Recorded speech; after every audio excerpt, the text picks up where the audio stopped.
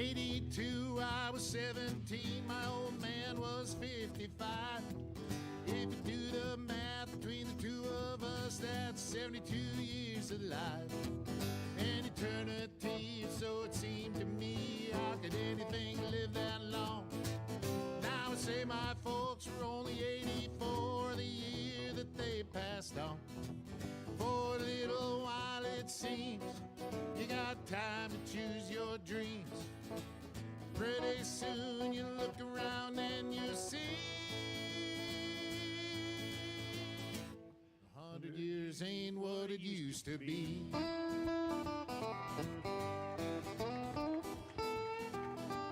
And my grandpa Roy, when he was a boy in 1904, he was taught by men who fought in the actual Civil War. And only 8 decades passed and my high school class put the tassels on the other side. Started on our way full of naivete on the great American ride. The months and years slide past, each more quickly than the last. Pretty soon you look around and you'll see 100 years ain't what it used to be. Oh, Johnny! Oh, yeah.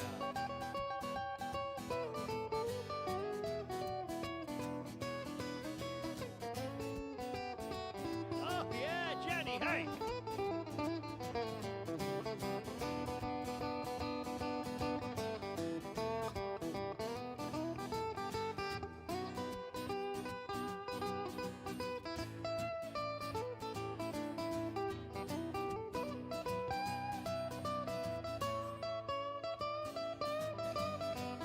Oh, yeah! He did the guitar face. Ibuprofen's under buy again in my online shopping cart. Every week I learn of something else I should be doing for my heart. If I use the wrong pillow, I might have trouble getting out of bed. My hair grows in my ears and nose now more than on my head. As a kid, to me, ancient history was something like World War I. But I arrived close to that time than this year as I sing this song. And I'm starting to find I can wrap my mind around life is brief and dear. I can hardly believe my baby girl's turned 26 this year. Oh, a little while it seems you got time to choose your dreams. Pretty soon you look around and you'll see everybody 100 years ain't what it used to be.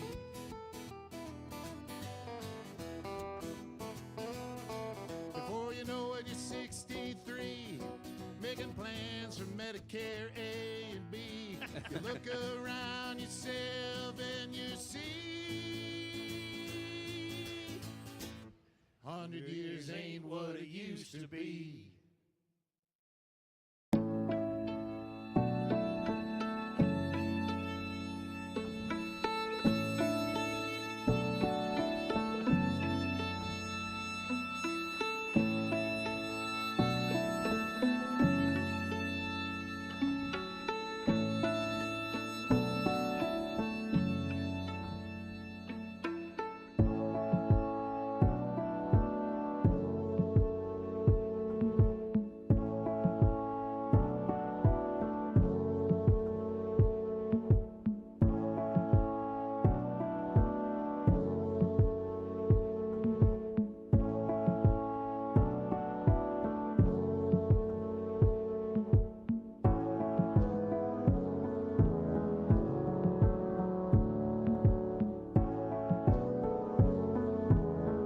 Sounds like you're ready to begin. Josh Arnold. Wait, we're missing somebody. I know. Josh Arnold. Rolling, brah. Josh Arnold, investment consultant, brings you Garage Logic Podcast number 1581, July 21, 2025. 105 degrees on this day in 1934 and 49 degrees on the morning of this day in 1947. Call Josh Arnold at 952-925-5608 for a free 48-minute consultation. Hail the flashlight king. And now, from the mayor's office above the boathouse on the east shore of Spoon Lake, it's Garage Logic with Chris Reavers manning Technology Corner, Kenny Olson from the Krabby Coffee Shop, John Haidt in the newsroom, and of course, the Rookie. Here is your flashlight king, fireworks commissioner, and the keeper of common sense, your mayor, Joe Souchere. Have the on the count of you know why ready. I got to read something. People are always trying to take our fun away. Including the guy sitting to my right. I've got a number of emails who want to point out flaws in the fellow who said we didn't have tornadoes until we had traffic circles. Oh, why? Why? Now Bob writes, he admits, I write to you not to be nitpicky, but with the desire to bring full credit and glory to this traffic circle quote. What I hear is not because on account of you want to know why. He doesn't hear that. What does he he said, hear? what I hear is because on the account you want to know why. Please listen closely and decide for yourself. And I can only suspect that he's offering this as evidence that he's picked up that was staged. And then I got another email from a guy up your way, Kenny, who points out he used a word in there that people don't use in the rural community. I'm sticking with it's real, but now I have to listen to it. Are we going to hear, because on the count, you want to know why? Didn't have tornadoes here until we started putting into traffic circles. Because on the count of you want to know why, when people go round and round in circles, it causes disturbance in the atmosphere and causes tornadoes. I don't hear I'm not hearing anything disturbing there. I just heard because on the account of you want to know why. It's interesting that this is being brought up. It's being analyzed, Chris. Well, because I have a homework assignment for you today, sir, before you leave the premises. And I know you're eagerly awaiting Patrick's arrival for Monday Night Sports Talk, but we need a spelling of on account of you want to know why. Because... On, O-N. Well, no. You're going to come up with this. This is a post-show homework assignment because this will become a GL State Fair T-shirt this year. On account of you want to know Because on why. account of you want to know why?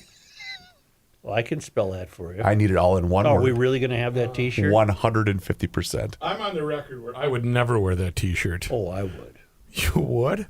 Yes. On account of you want to know why? Oh, but Matt, it reflects some joy we've had on this show. And you wouldn't I like wear a it. nice GL logo with a nice subtle...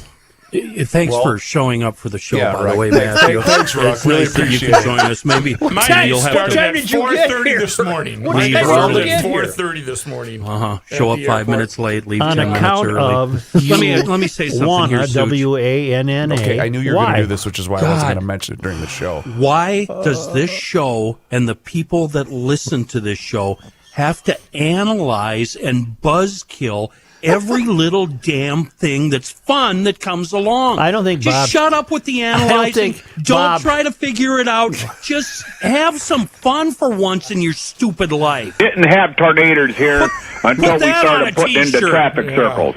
Because on the count of you want to know why, when people go round and round in circles, it causes disturbance in the atmosphere and causes tornadoes. That's the word that a guy from up Kenny's way said. Well, we never use the word disturbance. That's not that complicated. what? That's not that big of a word. That guy analyzes every little popcorn fart that we make on this show. Tell him to turn his damn computer off and go mow the lawn. I love Jesus. popcorn farts. I thanks. want to know. Well, we had an interesting weekend. Welcome back, everybody. For the first time in 16 years, I think that's really an important aspect of this. For the first time in 16 years, the DFL, which really isn't the DFL, It's the DFL. The DFL is in conflict now to some degree with the Democratic Socialists of America. But the DFL is losing. And the Democratic Socialists of America have as their mayoral candidate Omar Fateh. He was endorsed at Target Center over the weekend. And that's the first time in 16 years that the DFL, I guess we still have to consider it the DFL, even though it's the most progressive wing of the DFL that won this endorsing contest. But they haven't endorsed anybody for 16 years, which suggests to me there's real power behind this. This is a great desire of the progressives to further their cause. And I was thinking about this. Well, I've been thinking about it since it happened. And I think this show needs to spend as much time as it requires to find out who exactly is this fellow. Yeah. We don't and who's know. behind him. Well, we don't know him. Right. He has no history in Minnesota. He was born in the Washington, D.C. area. He was born in America and yet continues to call Somalia his home. He ran for I'll read you. The biographies are not enough for us to determine who this fellow is. The biographies are all pretty much cliches and very lighthearted. We need somebody who knows him. Kenny said that's going to be difficult for me to come up with. I need a member of the Somali community who knows him, who's willing to talk. Maybe we're not going to find out anything nefarious at all. I'm not suggesting that. But who is he? He knows nothing about me, and I know nothing about him. He ran for a school board seat in Virginia, and the presumption is he lost it because the next thing you know, he was looking for another job. He's never had a job outside of government. His dad arrived in America in 1963 and studied civil engineering on a full scholarship at Montana State. All right. Full ride? Yeah. His mom followed the dad, arrived later, and got her master's degree. And Omar got a master's degree in public administration. He spent his early career working with youth deemed at risk. Well, especially students of color, to find opportunities in education. Next, he worked for the city of... He went from that to next, he worked for the city of Minneapolis as a community specialist. In other words, he didn't work. Well, I'm not being facetious. What is a community that's just specialist? Made-up nonsense. Yeah, I don't know what that is. Where he worked to improve the city's outreach to East African communities. Next, he worked for the Minnesota Department of Transportation as a project coordinator, functioning as a liaison between the state and outside researchers who studied the impact of MnDOT projects on the environment. Okay. Before his first run for the legislature in 2018, he worked at the Department of Revenue in the Property Tax Division. So we're still with the state or with the government. Since his 2018 run, Fateh has worked for the U of M as a business analyst. Moves around a lot, huh? In 2020, he ran and won a successful primary campaign for state senate representing District 62, where he currently resides as the incumbent senator. He sits on the Human Services Reform, Human Services Licensing, and State Government and Elections, and Technology and Reform Committees. He is also a member of the Council of Minnesotans of African Heritage, as well as the sitting DFL senator on the Legislative Commission on Cybersecurity. Outside of work, Fateh engages in volunteerism. Sure. Okay. So he's not, he's not a pickleball Yeah, player, yeah. or.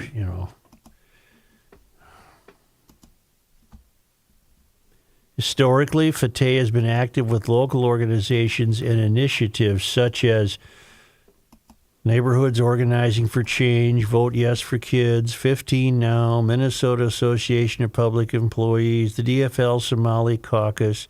He is committed to progressive social movements, and he's a democratic socialist. He wants reparations for black neighborhoods destroyed by highways. He and his wife, Kaltum, Kaltum, currently rent an apartment in the Ventura Village neighborhood. But this is now this biography was written July 21st. No, I printed it July 21st. I don't know when this was written, but I chose it for an interesting reason. This is a biography of Omar Fateh that appears on a site called Center for Climate Integrity. Center for Climate Integrity. Was his wife's main source of funding, was that disclosed? Or not funding, but income?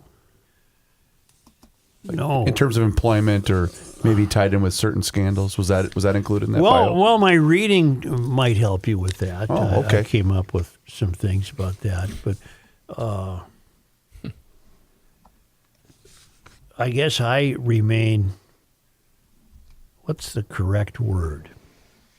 Neutral. I'm not amused because it's not funny. I'm not bemused. Curious? Curious. I find it, I'm fascinated. I don't think that's too strong of a way to say it. I'm fascinated that this once significant American city, a powerhouse of the milling industry and with its long history of the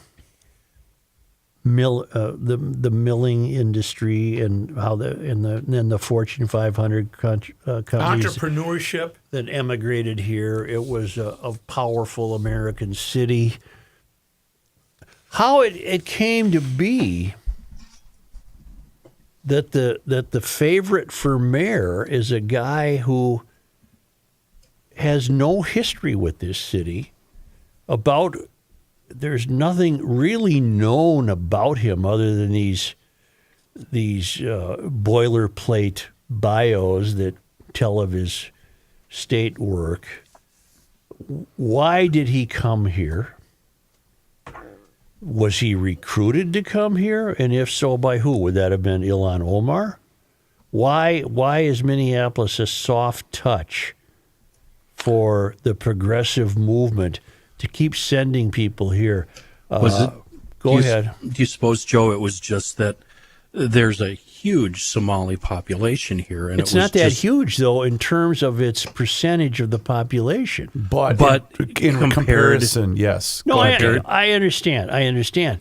Well, then it is that small percentage of the population who has taken control. It's that, Ken, but it's also, did you guys see some of the photos that surfaced, what would have been Saturday night after he received the DFL endorsement? I did not. All of the photos of people holding up the Omar Fateh signs are all of these white liberals that are celebrating this as some type of triumphant victory.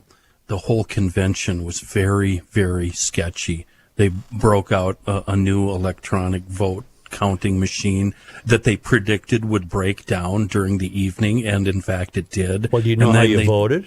On your phone. Correct. With an app.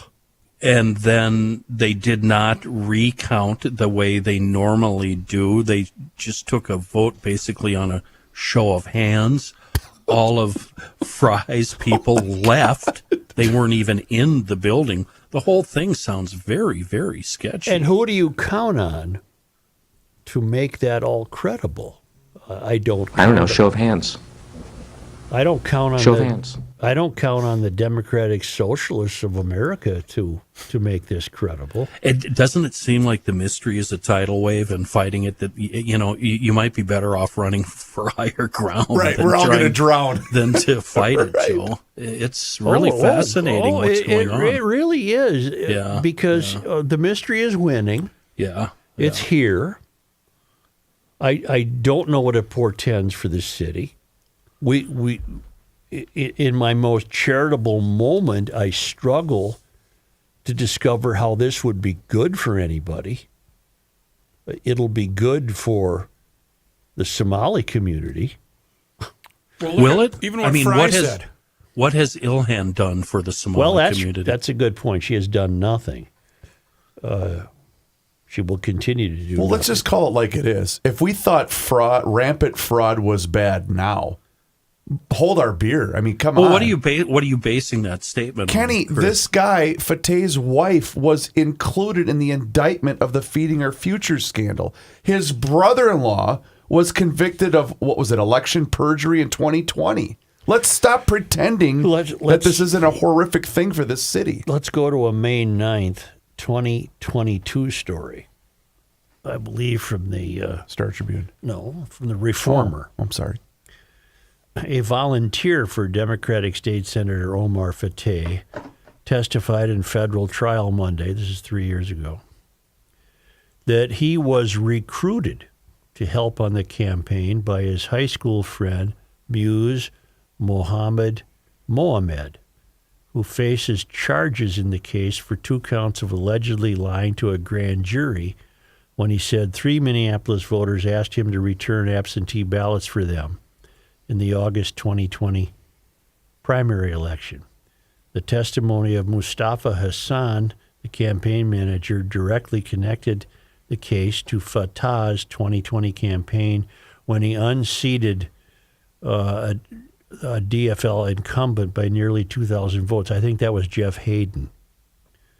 Hassan said in court he was given 3 envelopes to return to the city elections office, but he didn't know the people whose names were on them, which, unbeknownst to Hassan, is a violation of election law. The case is part of a wider federal investigation into agent delivery of absentee ballots, which is when voters with health problems or disabilities can have someone deliver their ballot to an elections office. Boy, that seems ripe for chicanery. Yeah. Yeah, it does.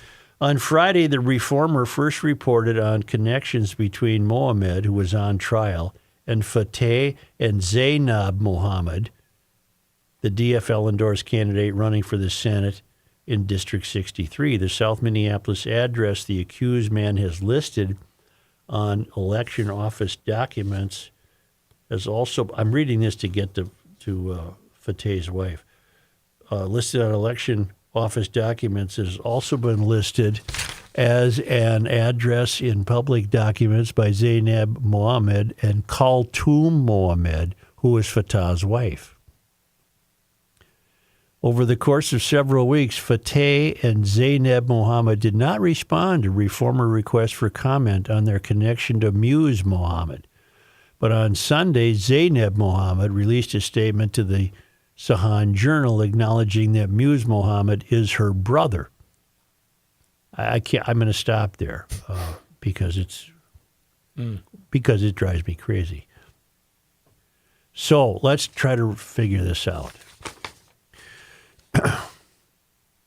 A volunteer for Fateh, a volunteer campaign worker for Omar Fateh, testified he was recruited to help by a high school buddy named Muse Mohammed. That's a woman. Okay, so this gal, let's just go first names. Muse recruited Zainab. Nope. Other way around. Mustafa. Yeah. Hey, Yeah. how you doing over there? Yep. I know. I don't want to do that yet. I know, but the roster seems lengthy. Keep your head above the tidal wave water. Okay, a volunteer for Omar Fateh. I'm going to start the checklist. Here we go. Oh, write this down. Here we go. A volunteer for Omar Fateh was recruited by Muse Mohamud Mohamed, who faces charges in the case for 2 counts of lying to a grand jury. So the recruiter of a campaign worker for Fateh All right. was charged with 2 counts of lying to a grand jury. The guy recruited is Mustafa Hassan. Okay. He's directly connected to Fateh's 2020 campaign. I'm just trying to get to the living arrangements here. Seems like a full house. Mohamed, who's Muse, Wait. Yes. and Fateh, and Zainab Mohamed, the DFL endorsed candidate running for the Senate. Oh, Zainab's running in 63, Omar is 62. The South Minneapolis address the accused man listed on election documents has also been listed as the address for Zainab Mohamed, the guy running in 63, or it's a woman maybe for all I know, and Khaltoum Mohamed, Fateh's wife. I think that kind of Yeah. sleeping arrangement was like. I got the top bunk. Well, they had a chart. Yeah. Who is Omar Fateh? Why is he here? And what possible experience does he have to run the city of Minneapolis? 0. What possible experience does anyone currently elected in the Twin Cities have running a city? And the answer is none. Same with school boards. No experience. Of all those occupations you listed that he's had in the past few years, are any of them in the private sector? Are they No. all? They're all government and all apparently just, he kept landing on his feet. Did he get gassed, or were these lateral moves? These bios these bios are kid glove bios. There is nothing. They're all boilerplate nonsense. He loves butterflies and he loves, tea at 3:00. I was really curious when you said he lives in the Ventura Village area. I had never heard that. Living in South Minneapolis for, I don't know, how long did I live there? 80 years? It's between 35W and Hiawatha on the east and west, and 35W on the north, downtown Minneapolis, and 24th Street. So it's right in that high crime area of South Minneapolis. Okay, but again, I don't know when that climate integrity bio was written. I think I most recently read that Omar and his wife live in the Phillips neighborhood. I believe they're also expecting a child. Now, I don't know if he owns a house. I think owning a house speaks to some degree of commitment to the city or some degree of commitment to commerce and life in general. But many of the Mysterians we elect, they are invariably are renters. You're saying it without saying it. I think it's really interesting that we can't find any information about him or his wife. I mean, it took me 30 minutes. It took me 30 minutes this morning to find out the name of his wife. And that should be something that should be instant with the Google, right? Mm-hmm. Shouldn't it? And where I found it was in the Reformer story where we learned she's a roommate of Zainab Mohamed, whoever the hell that is. He was the recruiter under the recruiter. That's a she. Zainab is a she. That's she. They got a lot of these. That's great. Yeah. What do you got over there? Well, I got garage door information, which seems something. Fix your door while you can in Minneapolis. Yeah, before it's... I'd call now. I would. Who knows what new regulations might be put on garage doors? So true. Yeah. They might be made illegal. Garages. Precision Door. They serve the Metro, the Western Wisconsin. They take care of every current problem you could have with your garage door, but they're also in the business of providing you new doors. Precision Door has models for every budget. You call them or go online, make an appointment. A designer comes out. The consultation is free of charge. And if you get a new door now from Precision Door, GLers get $100 off a new single door and $200 off a double door. And as I said, models for every budget. You can book online at precisiondoormn.com. That's one word, precisiondoormn.com. Or call Precision Door at 612-263-6985 to schedule your free on-site new door estimate.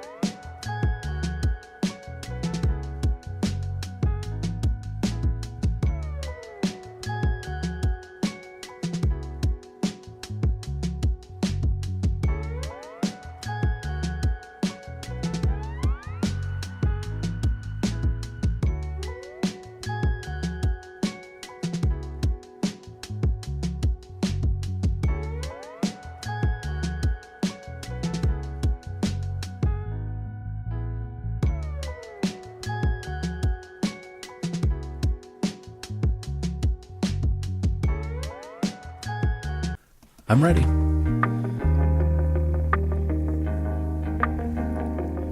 It's the end of the world as we know it, and he feels fine.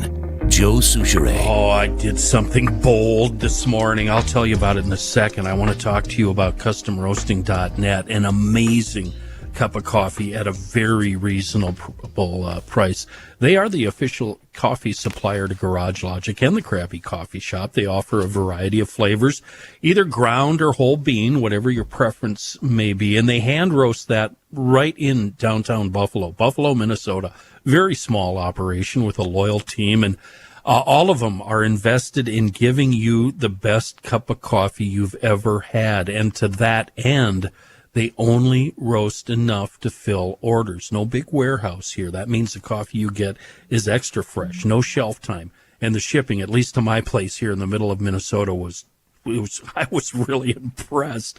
I wasn't ready for it to be that fast. The French roast from customroasting.net, that's my favorite.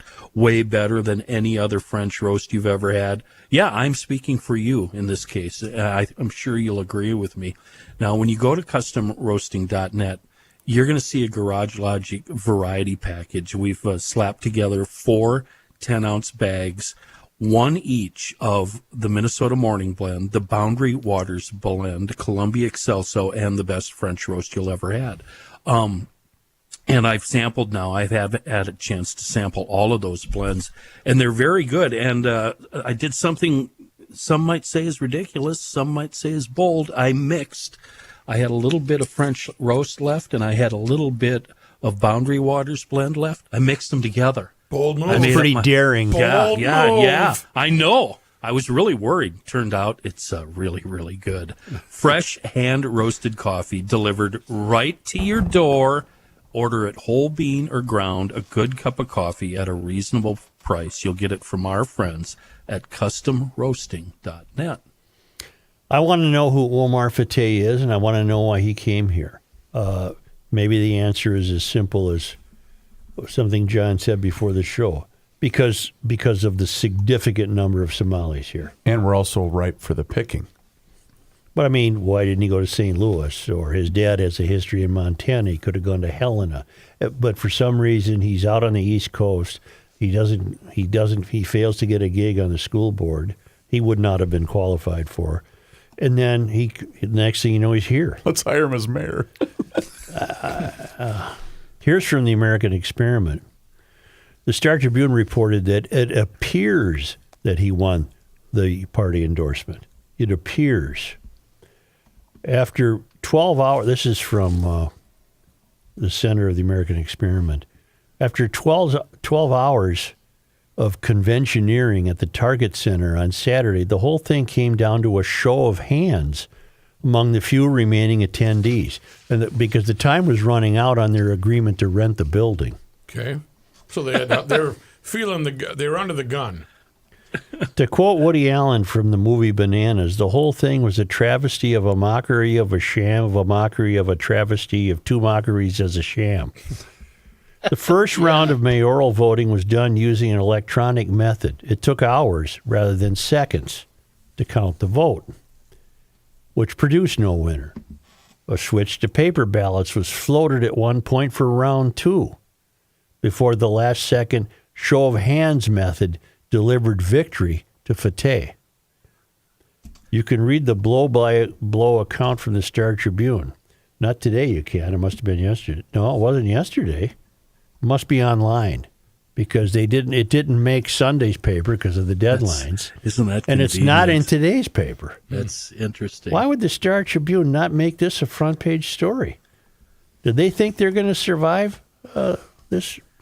Well, it's not on the website either. I mean, it is as a piece by, is it Eric Roper? Yeah, Roper's the sub headline, but that's not on the main site. Who wrote this for the American Experiment? Would you find that out for me? Sure. Glahn.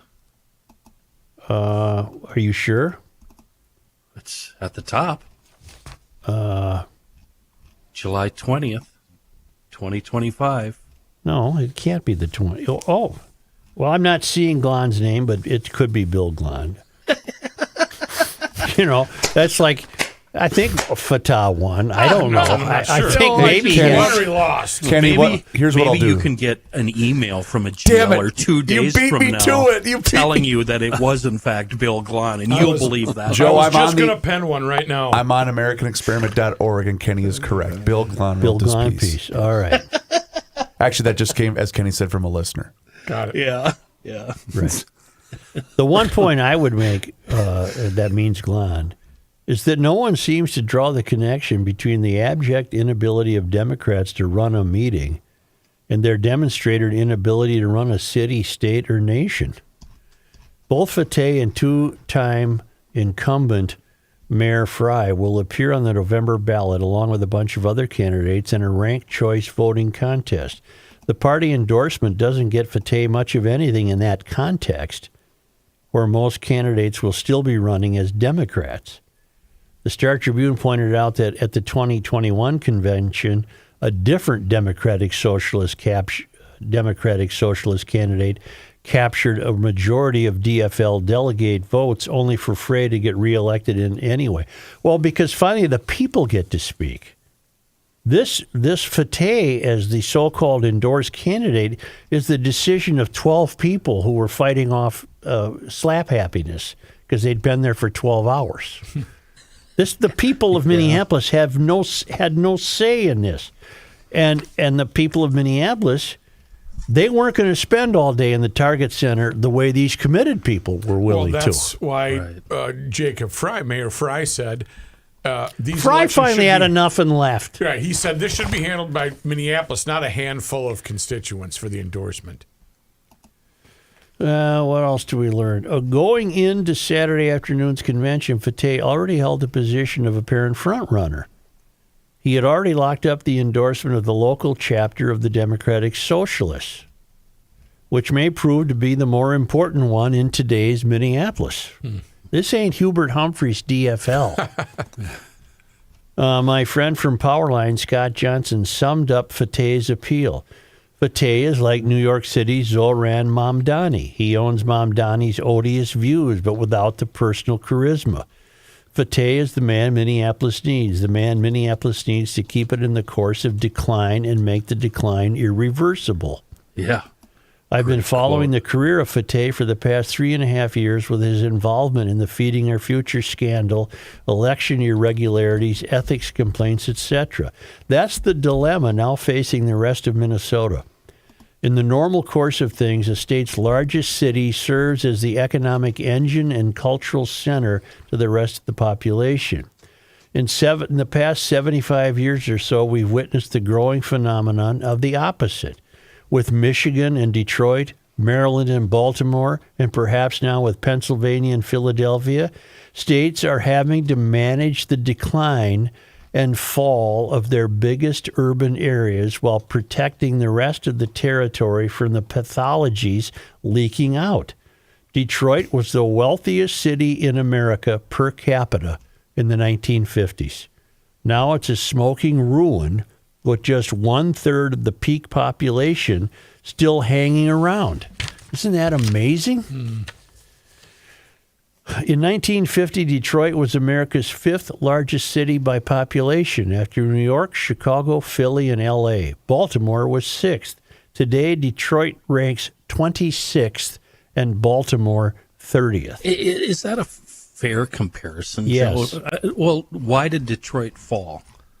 Well, you know your history, race riots, change in automobile manufacturing, the takeover of politics by the Mysterians. It's exactly what's happening here. Exactly what's happening here. Somehow the rest of Michigan is soldiered on, perhaps even thriving, but well short of their mid-century national dominance. If elected mayor in November, Fateh will be backed by a majority socialist city council. They are determined to raise taxes, defund the police, and drive people and businesses out of the city. Great idea. Well, let's come back to that. While all of that may benefit surrounding suburbs in the short run, the resurgent crime and dwindling economic output will pose long-term management challenges for the state. The good news is that Minneapolis matters less and less to the rest of the state. Like Detroit, the population of Minneapolis peaked in 1950 when it represented 17% of the state. Today, Minneapolis is just 7% of the state. Let's recreate our very spirited discussion we had before we went on the air when I said to you, we don't care about Minneapolis. And you said... Well, I'm learning as we go here. It's a declining economic engine. It's the declining economic engine of the state. But it still is, at this point, the economic engine. Now, For how long? wouldn't it be fair to say, so I'm going to go against Scott Johnson here from Powerline.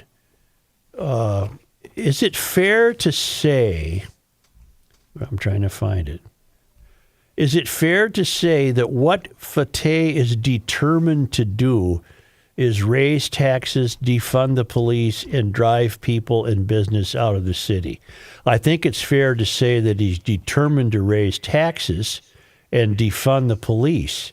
But do you think it's fair to say that he consciously intends to drive people and business out of the city? No, but his policies will. His policies would do that.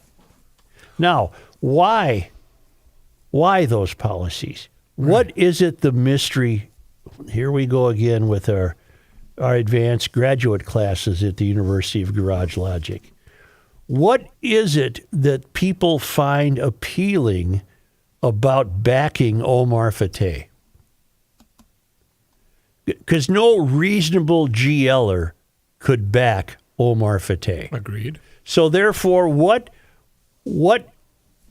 qualities does Omar Fateh have that inspires his followers? Keeping in mind he's unknown, no history with this state or city, no reasonable experience other than some made-up government job titles. What qualities does he have that inspires the Mysterians to make him their champion? It's shallow, and it is easy, but it's culture. He looks like me. He knows. And what about that? What about that culture is represented by the mystery? I want to get mine. I kind of disagree with Rook, though. I think, as I mentioned in the other segment, when you look at that photo of all the white liberals that voted for this guy, it's guilt. I'm getting there. That's you're right. That's exactly what no, this is. it's beyond. Guilt is part of it, but the mystery is holding this country in contempt. Yes, that's what the mystery commands. You must hold this country in contempt because it was invented by white men, and therefore it's de facto unfair. White men invented this country, and it's unfair. Never mind that this country and its capitalism and its free markets and its freedom resulted in prosperity for more people ever than in the history of the world. Never mind that. It's unfair because we didn't get ours, and we didn't get ours because this country was founded unfairly. So we would like to everything we find in this country, we hold in contempt. For example, police represent authority. We believe authority is an affectation that was just made up by the white men who founded the country. So we want to get rid of the police. He doesn't say any of that. He doesn't have to. It's in the Democratic Socialists of America platform, which I've urged people to look up and read. It's astonishing. I have it on my desk. You should bring it in. Well, it would take you 3 days to, 3 hours to read it on the air.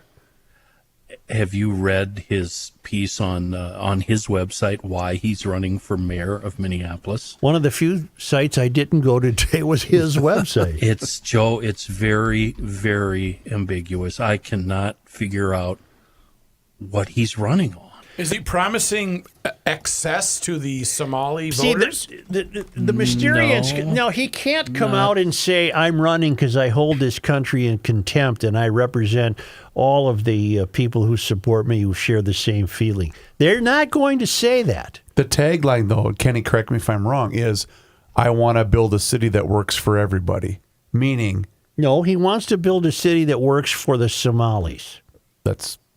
Okay, that's exactly what I was about to say. I think that's exactly right. Without the Somalis having to work honestly about it. He doesn't say that. He says paraphrasing him, he represents the poor. Well, every politician will claim that. I'm broke. Does he represent me? Yeah.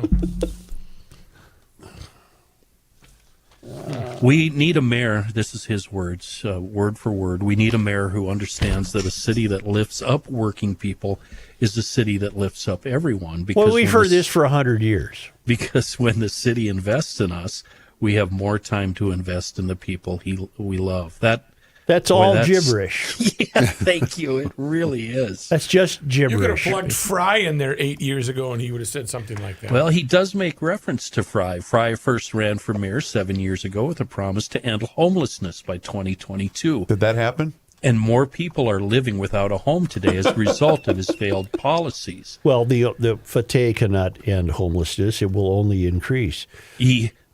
Speaking about the mayor, he still hasn't delivered on a vision for public safety. He vetoes every solution that comes to his desk. It's time for a mayor who has real solutions that puts Minneapolis residents first. The thing is he doesn't define what he is going to actually do to put Minneapolis first. Well, I can guarantee you one thing. The way Mysterians can express their contempt is the redistribution of income. Mm-hmm. Because in their ideology, they're taking it from people who have gained it unfairly anyway.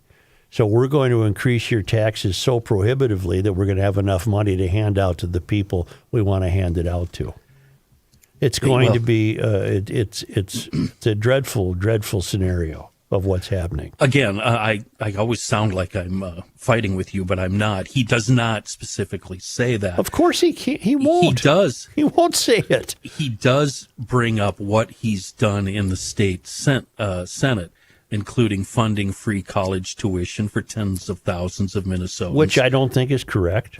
Securing a statewide living wage for Uber and Lyft drivers. Yeah.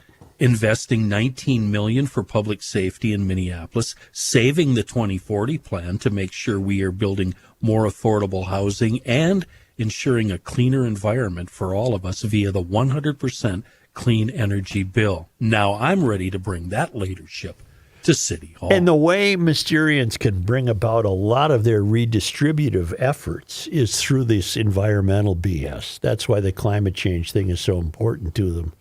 You know, if they can strip you of your ability to drive move, a car, to move around, then Yeah. they've gained a great foothold on taking over the rest of your life. The mystery is, it's here. It's upon us. I never imagined it would happen this fast. We brought it up as a joke 20 years ago. We called it the mystery. And here it is. It's here. It's happening. It's happening in the closer you get to the country's tallest buildings. It's happening in Portland. It's happening in Seattle. It's happening in Philadelphia, Baltimore, San Francisco, Los Angeles, Minneapolis. It's happening Chicago. It's happening everywhere. It's a crying shame and it's being brought to you by people who have abandoned their belief in this country. They've abandoned the belief in what it takes to succeed in this country. One city you missed, and I'm sorry to say this to your face, but where Minneapolis goes, St. Paul follows. Oh, I certainly meant to include St. Paul. Yeah. If I keep going at this rate, I'm going to need a lawyer. So I'm going to Bradshaw and Bryant, but they're really personal injury specialists, and I hope to avoid that aspect of needing a lawyer. But they help you if you're ever injured in an accident. They smooth out those bumps. They've been there. They know how to deal with the insurance companies. They create a team that gets you through this. And Mike Bryant from Bradshaw and Bryant will explain your rights, represent you, help you in a tough time. Your initial consultation with them, of course, does not cost you a thing. For 6 consecutive years, Mike Bryant has been recognized as a super lawyer. He's been named Minnesota's top 40 personal injury lawyers by Minnesota Law and Politics. Bradshaw and Bryant hopes you're never in an accident, but if you are, call Bradshaw and Bryant, 800-770-7008, or go to minnesotapersonalinjury.com for that free case evaluation. And Bradshaw and Bryant does not want you to be part of the problem. Don't text and drive or drive distracted. That's just common sense from Bradshaw and Bryant.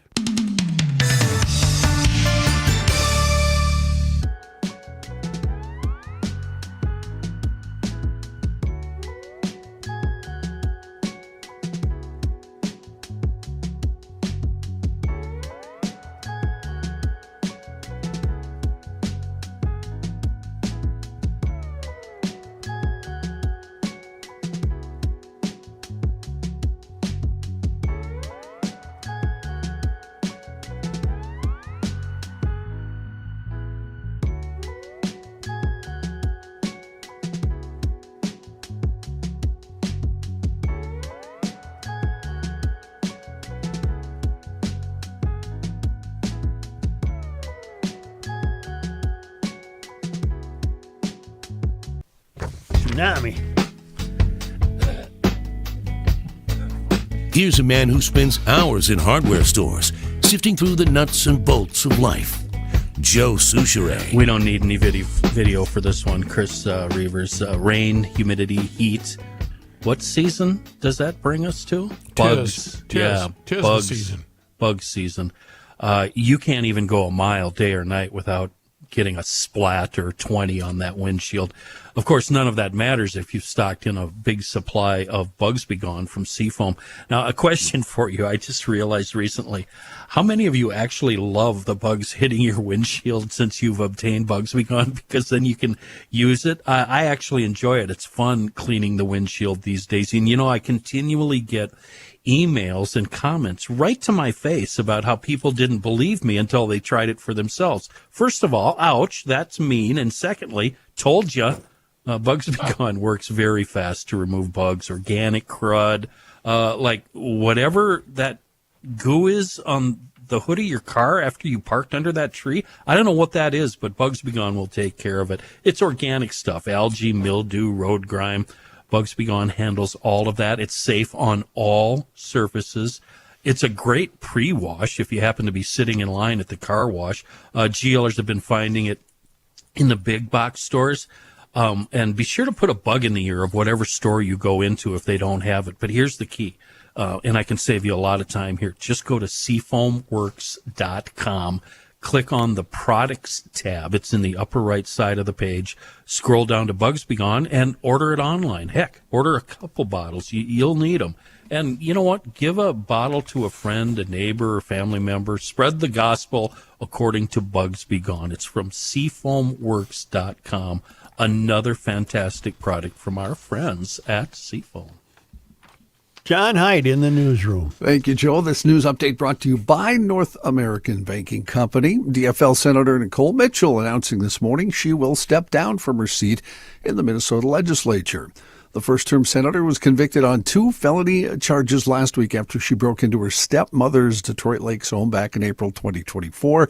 In a statement released through her attorney, Bruce Ringstrom Jr., Mitchell said she will resign no later than August 4th. The then head of the DFL party when all of this happened, Ken Martin, and Governor Walz had called for her to resign after being arrested.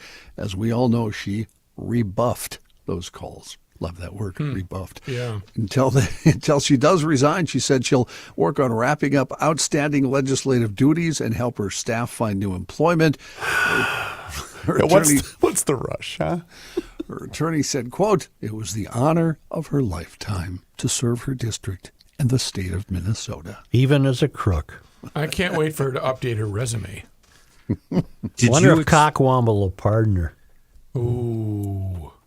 Oh, that's an interesting thought. I hadn't considered that. Please do it so we cannot vote him in again. Were you surprised by this outcome? The Joe? guilty? Yeah, the guilty. No. I would have anticipated maybe a different outcome had she been tried in the metro, but the people up there are not buying that BS. Well, I do like the fact that, when she was trying to check on the well-being of her stepmother, Well, she was under the knock bed. on the door? Well, she was under the bed, maybe seeing if the floor Maybe was a more warm. convenient time rather than 3 a.m. or 4 a.m. State Senator Eric Pratt, a Republican from Prior Lake, announcing today he will run for the 2nd Congressional District seat currently held by U.S. Rep. Angie Craig. Craig is running for U.S. Senate, leaving her district, one of the most competitive in the state, wide open. Pratt was first elected to the legislature here in Minnesota in 2012. Prior to that, he served as chair of the Prior Lake Savage Area School Board. Pratt said in a statement, "This campaign is about putting families first. The people of the 2nd District deserve a representative who listens, understands their challenges, and delivers real results. President Trump is making strides in bringing energy back to our economy, but families in CD2 still need someone who can win in November to keep that momentum going." Other candidates running for the seat include Republican Tyler Kistner, a Marine Corps veteran who twice lost to Craig in 2020 and 2022, Matt Little, a former DFL state senator, and current state senator Matt Klein. Truck racer who crashed and suffered critical injuries during a vehicle-to-vehicle contact event at the Isati County Fair grandstand last week has died. 28-year-old Joshua Wines of Bryan, Minnesota, fought courageously, according to a posting on an online fundraising, after being airlifted from the scene, but his injuries were ultimately too severe. His employer, Longshot Trucking of Hugo, said in a posting that the company is rallying behind one of her own, Josh Wines. Wines and his wife, Kayla Wines, were married in October, getting ready to go on their honeymoon soon. However, instead of celebrating their future, she is faced with what they called unimaginable loss and the emotional and financial burdens that follow. County Sheriff Wayne Cyberlick said Sunday that his office is leading the investigation into the circumstances of the crash. He said, "At this time, this is not a criminal investigation. We will consult with our county attorney's office on Monday." The sheriff pointed out the event was designed around speed and vehicle-to-vehicle contact that occurred on private property, and drivers did sign waivers to take part. Thursday evening scheduled grandstand event in Cambridge was called Night of Destruction, where vehicles race around a dirt track for a trophy and prize money. The vehicles sometimes collide, but fair rules prohibit intentionally hitting other vehicles. Wasn't it a demo derby? Sounds like it was more of an enduro race where you just try to survive. First thing I thought was our guy Matt, Right. But Matt was not racing in Isani. I was at the Rice County Fair both Friday night and Saturday night, and they had the lowest turnout for the Demolition Derby on Friday night, and some had speculated as to this tragic situation as Didn't the reason they why. also have a race there? I read that they revived that track and They might have, Ken, had a but I couple was of not. classes in. I was only there for the demo derby and the tractor pull on Saturday night. Hey, before we move on, can we back up to the Senator Mitchell story a second? I'm wondering, Joe, if you saw the comments from GOP Senate Minority Leader Mark Johnson. I did not. This is his quote here. Senator Mitchell was convicted of 2 felonies. She doesn't get to give the Senate 2 weeks' notice. Democrats shielded Mitchell for 15 months to protect their political power, but a jury just needed 3 hours to confirm what was already clear. She shouldn't be a senator. Not after March 22nd, 2024, not in January 25, and not today. Now, why does she get to determine August 4th? Right. Continuing, the only reason she is still in office is because Democrats needed her vote to pass their agenda and refused to hold her accountable during session. They put political power ahead of Minnesotans, and Mitchell continues to put her personal interests ahead of institutional integrity, end quote. That is all absolutely correct. Yep. The pilot of a Friday flight that landed in Minot, North Dakota, here from Minneapolis-St. Paul International, apologized to everyone on board for what he called an aggressive maneuver that he had to make near landing in order to safely avoid a B-52 bomber military plane. The flight was a SkyWest jet operating as a Delta connection. As the pilot described the situation to everyone, he said it caught him by surprise, and he called it not normal at all. He said he didn't know why he didn't get a heads up about the B-52 in his flight path, saying the Air Force Base does have radar. The pilot said, given his speed, I don't know how fast they were going, but they were a lot faster than us. I felt it was the safest thing to do to turn behind it. Minot, by the way, home to an Air Force base with B-52 bombers. Did you guys see this video? I sure did, John. I didn't see the Do we see the video of the Delta plane? No. Well, the video I saw, John, I don't know if it's the same one, is a passenger inside Correct. the plane. Yeah. Me too. That's what I saw. But the pilot is incredibly calm. Incredible. Well, we live in a world of euphemism, don't we? We have vehicle-to-vehicle contact racing, and now we have a Delta pilot who made an aggressive maneuver. Well, to the point In other where words, he just jammed that rudder one way or the other. the reaction for the pilot is much different than the 5 of us, where we all have been, Those pilots are cool, aren't they? Man. Crying. Yeah. Former Vikings player Everson Griffin arrested on a probation violation. Jail records show Minneapolis police took him into custody this past Saturday, one day after Community Corrections and Rehabilitation filed a report saying he had failed to abstain from alcohol or drugs and failed to comply with random drug testing. Court documents show Griffin was put on probation when he was convicted of misdemeanor DWI in November 2024. And the Stone Arch Bridge in Minneapolis is set to reopen nearly 3 months ahead of schedule. MnDOT has now set a date. It'll be August 9th when it will fully reopen the bridge to pedestrians and throw a celebration. The original plan had called for a reopening in October. It's a big project that started in the spring of 2024. It included expanding the interior drainage system and stonework. Nearly $40 million taxpayer-funded facelift is designed to keep things running smoothly for up to another 150 years and slow down deterioration of the bridge. Can I bring up another MnDOT story that has been mysteriously absent from 511mn.org and from my emails from MnDOT? Starting next Sunday, the 27th of July at 5 p.m., MnDOT is closing the reversible Easy Pass lanes between 100 and downtown Minneapolis. Why? Those lanes will be closed until the end of fall, Why? putting all of that traffic that pays to run those lanes out in the commoner lanes, which will just result in the most painful gridlock you've ever seen. Now you're thinking about Highway 55. Highway 55 is under construction. Well, it's closed in Plymouth. God. And it's under construction between 100 and the area of like Lyndale Avenue, almost to 94. Kenny, that's the way I now have to take because the interchange between 35 and 94 is under construction. This closure was designed with one person in mind. Me. Chris Reavers. Why? Why are they doing this? I got a better closure for you. Go. Bring it. My employment. To show you the inability, generally speaking, of the kind of leadership we have. St. Paul finally has something going for it. They had this weekend yacht club festival. Yeah, with big acts in town, and they drew well, and the Green Line chose those days to be closed for maintenance. Unbelievable. They can't. They're. I'm trying to not say what I want to say. Right. I know what you're trying to say without saying it, sir. Somebody might have actually used it to get there, and B, they couldn't. It was closed for maintenance. The right hand wasn't and talking to the left their hand. excuse was, well, we didn't know about the dates. That's because we have extremely poor leadership. No matter if it's Met Council, Light Rail, City of St. Paul, wherever.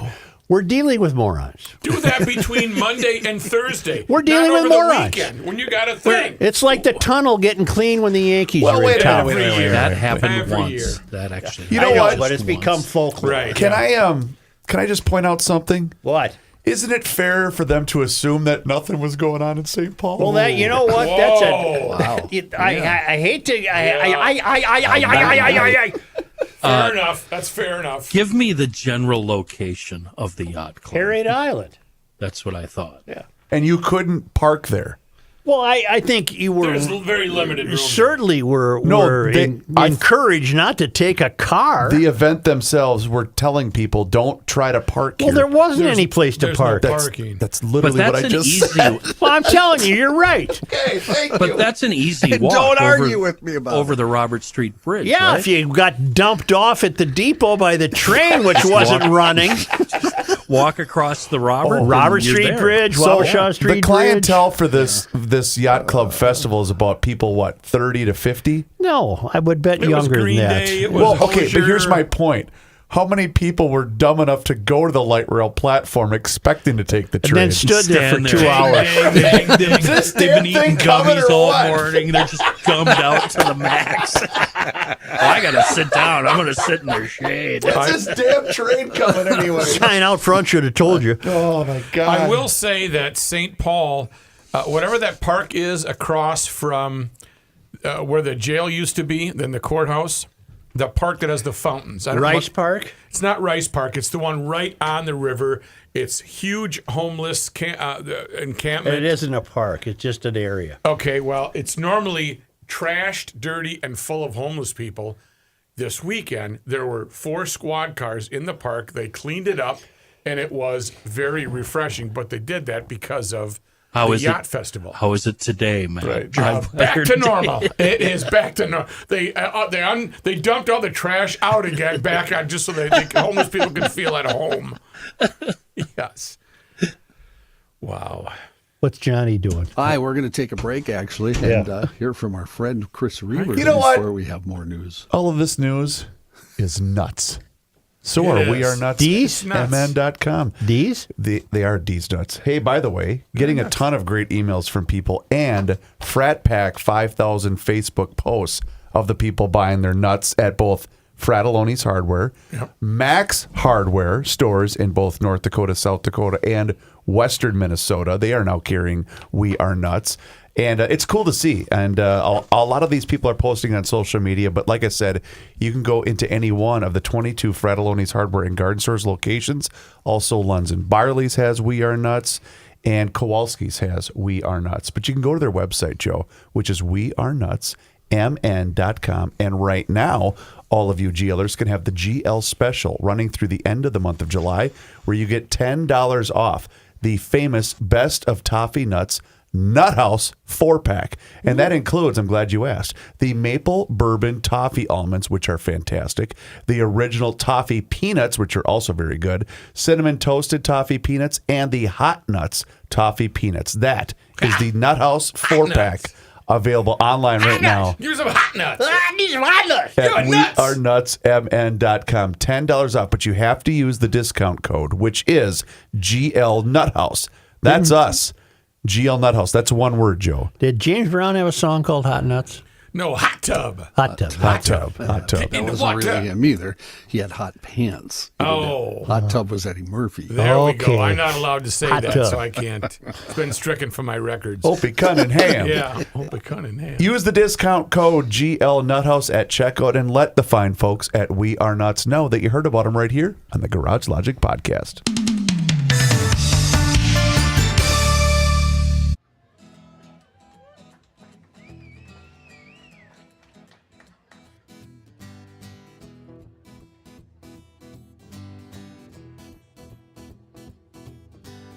In 82, I was 17, my old man was 55.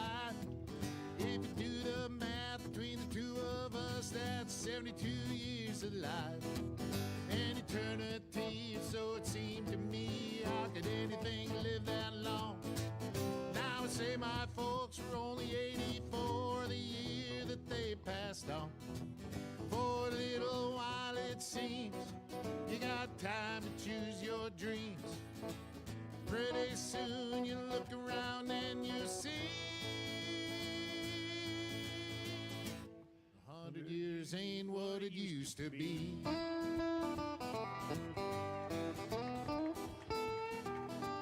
And my grandpa Roy, when he was a boy in 1904, he was taught by men who fought in the actual Civil War. And only 8 decades passed, and my high school class put the tassels on the other side. Started on our way full of naivete on the great American ride. The months and years slide past, each more quickly than the last. Pretty soon you look around and you'll see 100 years ain't what it used to be. Oh, Johnny! Oh, yeah.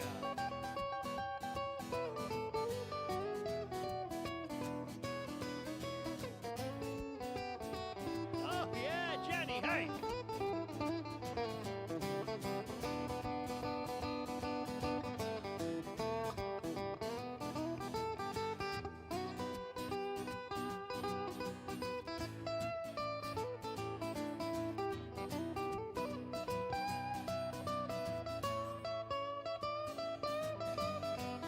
Oh, yeah. Did the guitar face. Ibuprofen's under buy again in my online shopping cart. Every week I learn of something else I should be doing for my heart. If I use the wrong pillow, I might have trouble getting out of bed. My hair grows in my ears and nose now more than on my head. As a kid, to me, ancient history was something like World War I. But I arrived close to that time than this year as I sing this song. And I'm starting to find I can wrap my mind around life is brief and You cannot stop him. He'll just make a move. Joe Souchere. In national and international news, first conflicts around the world, Russia open to peace, they say, with Ukraine, but achieving, quote, our goals, they say, remains a priority, according to Kremlin spokesperson Dmitry Peskov. He did this days, of course, after President Trump gave Moscow a deadline to agree to a ceasefire or face tougher sanctions. Peskov and other Russian officials have repeatedly rejected accusations from Kyiv and its Western partners of stalling peace talks. Meanwhile, Moscow continues to intensify its long-range attacks on Ukrainian cities, with more drones launched in a single night than during some entire months in 2024. Analysts say the barrages are likely to escalate. Gaza saw its deadliest day yet for aid seekers in over 21 months of war, as at least 85 Palestinians were killed trying to reach food on Sunday, according to the territory's health ministry. There was new alarm as Israel's military issued evacuation orders for parts of central Gaza, one of the few areas where it has rarely operated with ground troops and where many international organizations are trying to distribute aid. One group said several offices were told to evacuate immediately. The UN World Food Program said 25 trucks with aid had entered the area yesterday when it encountered massive crowds. The UN official, speaking on condition of anonymity, said Israeli forces opened fire toward crowds who tried to take foods from the convoy. Footage taken by the UN and shared with the AP showed Palestinian men running as automatic gunfire was heard. Yesterday marked 6 months since Donald Trump was sworn in to be president of the United States. How did the leader of the free world celebrate? By posting more than 36 times on his social media company, Truth Social. Topics ranging from jailing political opponents to promoting the book of a Fox News ally to changing names of sports teams that formerly had Native American names back to those names, and in one case, a video collage including widely debunked footage of a woman appearing to catch a king cobra with her bare hands in South Africa. Oh, that's a fun video, but it's been going around for a while. Don bought it, huh? The oddest one posted an AI-generated video depicting Barack Obama's arrest and imprisonment, as well as calls for other Democrats to be jailed. Most critics saw the deluge of posts as a distraction to try and move the conversation away from the Jeffrey Epstein story that has dominated the news for the past couple of weeks. See, I think what the critics are missing is, and this is just my point of view, that the president is making these posts just to irritate him. I think he's giving them the needle, he's jabbing them, he's mocking them.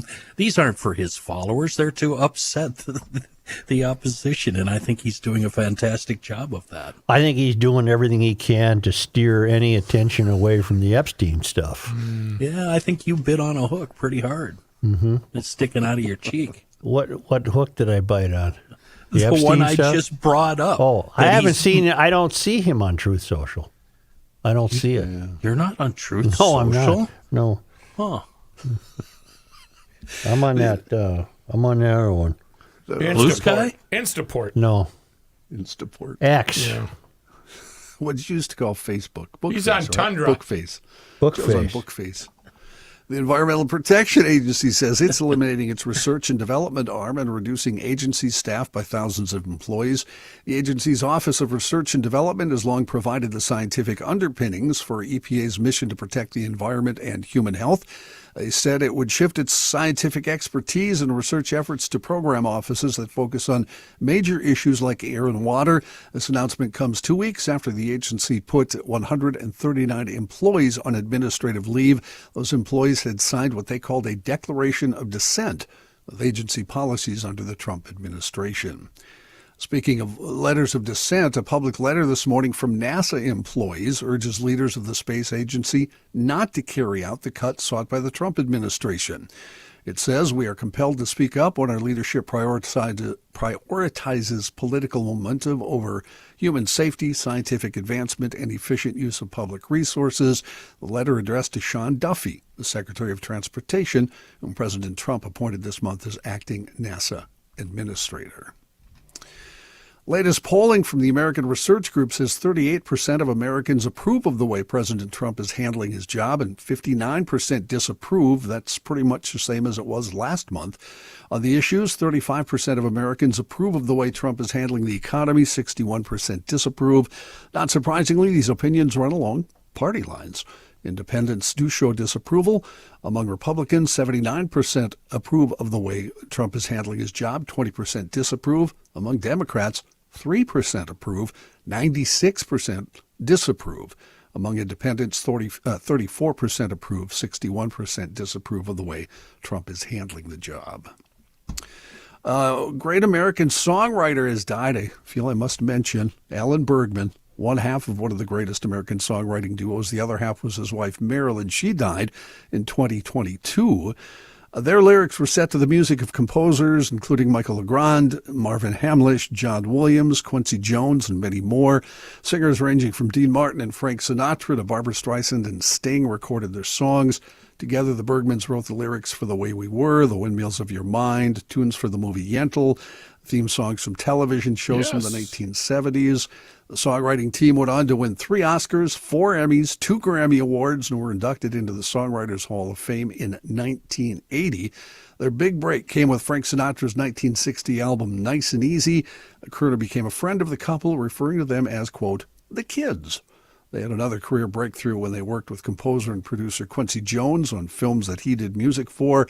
Among the most famous tunes the Bergmans wrote, How Do You Keep the Music Playing? Sinatra and Tony Bennett's versions among the most well-known of that song.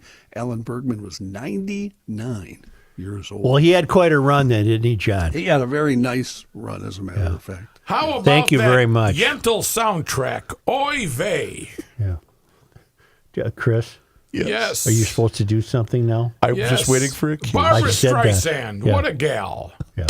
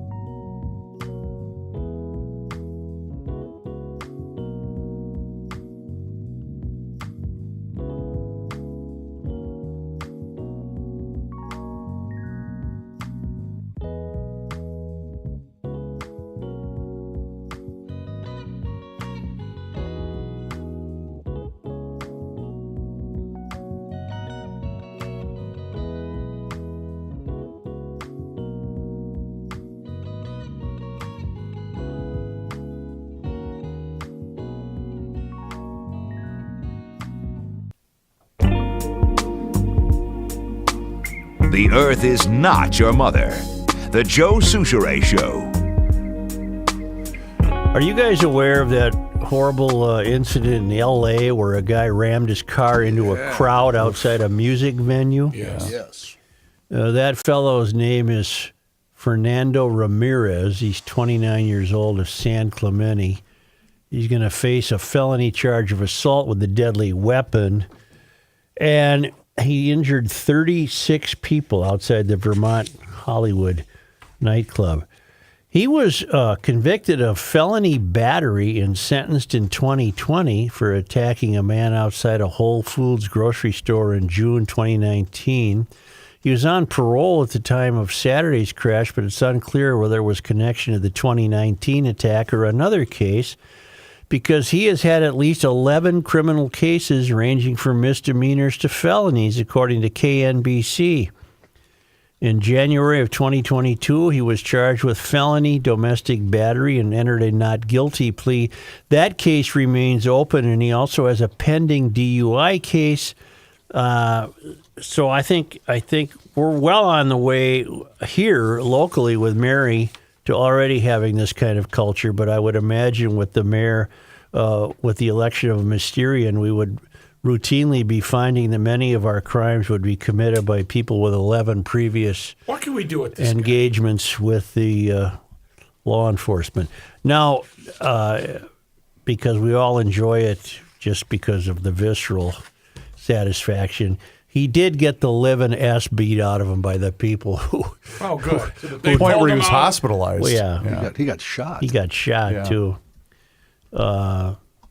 They dragged him out of the car and they got him. Little vigilante justice But there. you know, there's no way a guy like that should have been out in the first place. Nope. Right. But that's the problems we face.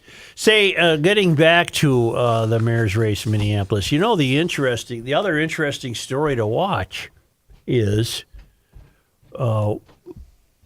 this competition between the people who still call themselves DFLers, and the Democratic Socialists. Are you bringing up your gal? Is that why you Which mentioned gal? Nakima Levy Armstrong? Well, I don't know what she is. No, she basically said how horrible of a decision that this is and that she doesn't support either candidate. I did not know that. Yeah, she posted about this over the weekend. Well, And basically, I would not follow her on Twitter. I know, but it was pointed out by several people saying they're eating themselves, right? But there's an interesting development. There is no Republican Party in Minneapolis. No, that doesn't exist. So what you have is the DFL and the DFL Socialists. DFL Light. Very minor distinctions between the two. But if you had to err on the side of caution, I would go with just a straight DFL. But we love our I almost said communists. We love our Democratic Socialists. And that'll be the interesting dilemma as to see how that plays out. So you're bringing up something that's been baffling me. There are a few members of the city council who did not seek the DFL endorsement, and they ended up winning. I don't think they need it anymore. Why does Fateh, why did he want it? Why did he seek it? Why did they give it if it wasn't shady and corrupt? Assuming it was all in the up and up, why would they give him the endorsement? Because I think the people in that room want him over the incumbent. I think they have fallen out of favor with Fry. Is Fry still going to find a way to run as an independent? He'll run. But do you see my point? Yeah. Why the DFL would give him the endorsement? Which is why I say very little distinction between the DFL and the DFL Socialists. I think there's something more to it than that. I think something very shady happened over the weekend. Now, there is a group in Minneapolis called All of Minneapolis. We've referenced them before. Yep. They seem to ideologically be in alignment with what we would call the DFL. Got it. More so, yeah. Yeah. And their latest news release is an indictment of what took place at the Target Center. They say using an electronic voting system, which was meant to speed and secure the voting process, the first mayoral endorsement ballot took over 2 hours to tabulate and reported a shockingly low number of recorded votes, 578 out of 760 eligible delegates, with over 1,000 delegates and alternates in attendance. This was an inaccurate tally and should have been thrown out by any fair and impartial body. There's your problem. Who is the fair and impartial body? There isn't one. Right. We don't know what mischief will be committed. There is no governing body. Mayor Fry and a guy named Jazz Hampton were clear about the flawed system that prevented campaigns from adequately verifying the results and did not agree to the results being provisionally released. But they released them anyway. So it's madness. It's almost a kind of a chaos running the whole thing. I could see a do-over happening. Yeah. Is there precedence for a do-over? Has it ever happened? In a city of 430,000 people, an unknown number of placard-waving Fateh diehards should not be able to select the next mayor of Minneapolis. But that's exactly what's happening. That's exactly what's happening. Despite never getting a legitimate vote tallied, Fry and Fateh visually and audibly had the strongest support from the delegate body. Fry also made it clear through his convention performance that he is the only candidate with the experience, ideas, and character to continue leading Minneapolis through the last half of this tumultuous decade. Well, I'd have to agree with him. I mean, I got to take Fry over Omar. Which, again, you will always live to regret the mayor you used to have. Who's going to replace Mayor Fateh? Can you imagine what we'd get when it's time for Fateh to go? My mind that guy's a right-winger. Jeez. You know what we haven't brought up, and it just slipped my mind until right now. 2 years ago, there was a fight at a Democratic convention. I think it was for city council, was it not? And it was actually that's ringing a bell. City council throwing hands. It was an actual fight. A Tilly. Yep. You know what? Also, we didn't mention. You know who died? Felix Baumgartner. Yes. The I World saw War that II too. guy? No, he's the Help guy me. that jumped out of that balloon. From Oh, yeah. yes. The Red Bull. Very ironic death. He crashed a hand glider into a beach in Italy. Yeah. The guy jumps out of a balloon at 70,000 miles away and makes it to Earth, and he crashed a hand glider on a I'm not- beach. I won't lie. I had this story Friday morning when Mr. Hauser filled in for you. Yeah. But we did an abbreviated news, and I kept looking at the story thinking, if I read it, we're going to have too much Yeah. fun with a guy's death. So I Yeah. didn't read it. You know what? Wise counsel. Good That choice. Friday show, not our best effort. Joe, do not listen to that, please. We would call that when Royce would have the midday show and the Twins had a day ball game. We're bleeping, backing up to the pay window today. Yeah, it was worse than that. I also believe we should be contacting the lake detective for a midsummer update on swimmer's itch. Ouch. I read a big piece in the Tribune yesterday, a Dennis Anderson piece on swimmer's itch, because it mentioned a lake I'm familiar with. Pelican Lake apparently has serious swimmer's itch, and Bay Lake in Crow Wing County has serious swimmer's itch, and it's an unsettling way to realize how swimmer's itch happens. Where does it itch? No, Well- the swimmer's itch is bacteria. It gets all over your body. It looks like measles. Okay, I had it somewhere else. And that bacteria, I mean, the name Pelican Lake, it's aptly named. There's pelicans in Pelican Lake. And what do pelicans do? They eat as much as their Well, pelican. swimmer's itch is caused by something having to do with snails, poop, and merganser ducks. Yeah, I'm not swimming in that stuff. Well, the kids were all up there over the 4th in Bay Lake, and none of them got swimmer's itch. Or do you just tell the missus, no, honey, I swear it's swimmer's I itch. promise it's swimmer's itch. You don't have to look at it.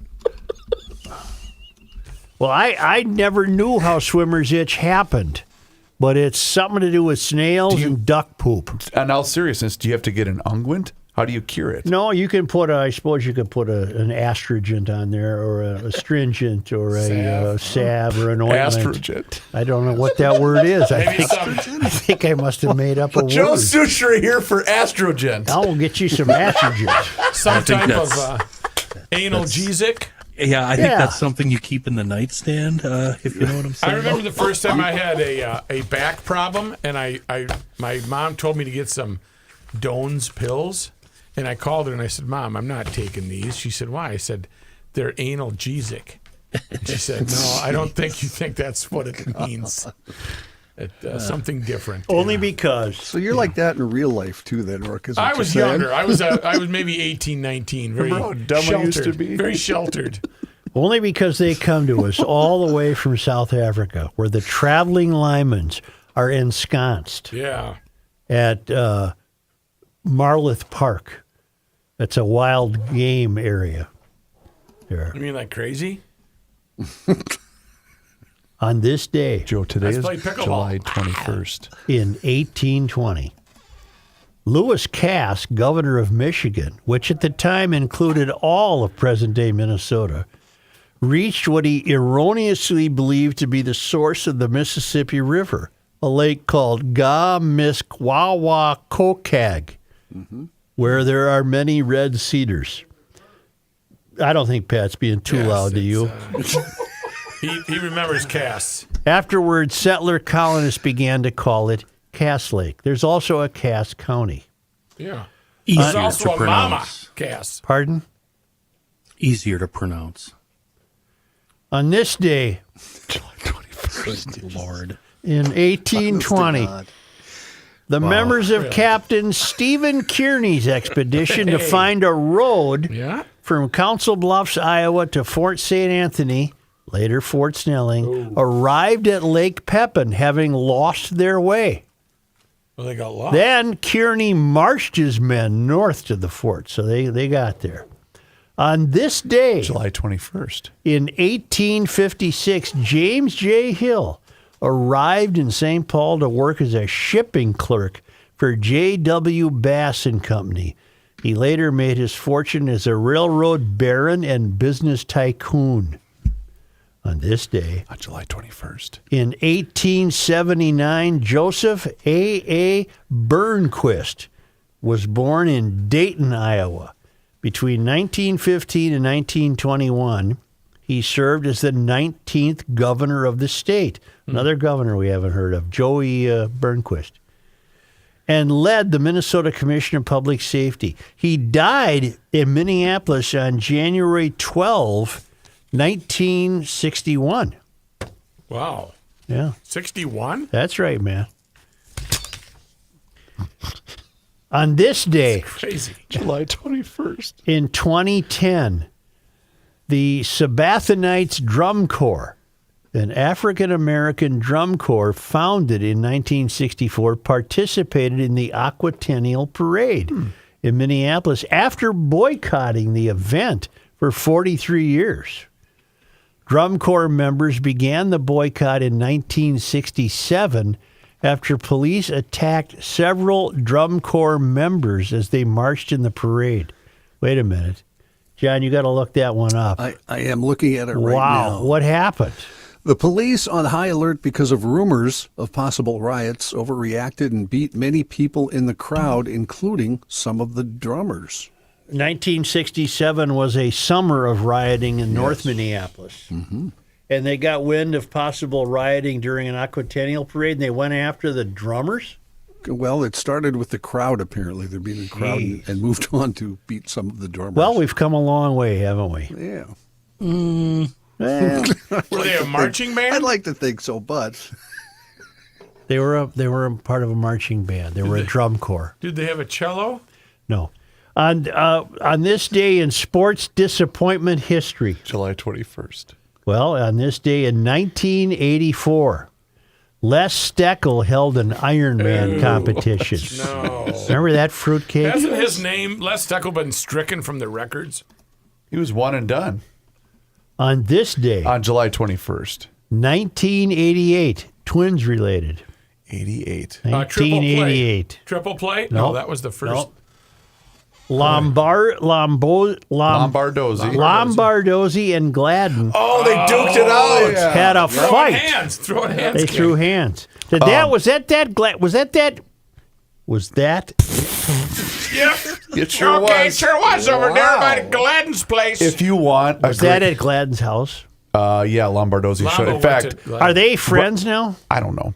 I have no idea. I want him to didn't be. ask him. I want him they to go be. on Rob Deere, former Brewers player Rob Deere, has a podcast, and Gladden was just on it recently, Yeah. laid out the whole thing. It's hysterical. Where he took off the wedding ring and went, all right, well, I guess it's time to go. It was really funny, but he did it on Rob Deere's podcast. Was there a winner? Well, they both got the S kicked out. I mean, I don't know. I wonder what you can ask Royce during Monday Night I Sports wonder Talk. what they were fighting about. Hustle and playing time and celebrate. Go ahead, fight, Johnny. The fight stemmed from Lombardozzi leaving the dugout after being pinch hit for in a game, which angered Gladden. Lombardozzi later showed up at Gladden's house, resulting in the physical altercation. Let's settle this like men. Okay. Thank you, GLers. Yeah. Oh, yeah, whatever. Please do us a favor if you haven't done so already and hit the subscribe button right there on the Garage Logic YouTube channel. Yeah, Garage Logic has a YouTube channel, and you can watch the show each and every single day starting right around noon. And on that YouTube channel, there's also full segments. There's video shorts, there's behind-the-scenes coverage, but it's all there for you. Just search Garage Logic on YouTube, and you can search Garage Logic on all of our social media channels, which includes Facebook, Instagram, and X. And you can also sign up for the Daily Logician. That's an email that comes right to your inbox each and every single day, and it includes the most recent episode of the podcast. Find out more, and you can sign up right now at the website, which is, of course, garagelogic.com.